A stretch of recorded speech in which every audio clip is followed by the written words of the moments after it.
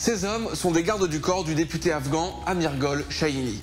Le 17 juin dernier, ils ont frappé un marchand dans les rues de Kaboul au motif qu'il aurait insulté l'élu.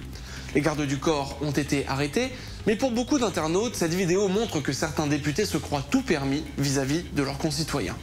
Abdollah Slajoghi, journaliste qui couvre l'actualité du Parlement afghan, explique pourquoi. Ce n'est pas le premier incident de la sorte et honnêtement, je pense que ce ne sera pas le dernier. Par exemple, la députée Homa Soltani avait amené des enfants des rues dans un magasin pour leur acheter des gâteaux. Les vendeurs lui avaient demandé de sortir. Elle s'est mise en colère. Elle a agressé le personnel, puis a cassé des fenêtres de la boutique. Plus récemment, la députée Parvin Durrani a frappé et insulté des soldats à un poste de contrôle, car ils voulaient contrôler son véhicule.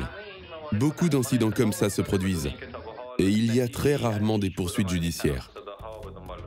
Aucune statistique n'existe au sujet des abus et les députés sont rarement condamnés. Seul cas connu, en 2017, un garde du corps du député Farhad Majidi a été condamné pour avoir tué un officier de police. Il a fait simplement quelques mois de prison. Il y a beaucoup de raisons qui expliquent que ces députés se comportent ainsi. Une des raisons est qu'ils se sentent intouchables. Selon la Constitution, ils bénéficient d'une immunité parlementaire qui leur permet de ne pas être poursuivis pour des décisions et des actes réalisés dans le cadre de leur fonction de parlementaire. Mais aussi, on peut dire que c'est dans leur nature. Beaucoup de ces députés sont des anciens chefs de guerre ou sont issus des élites féodales.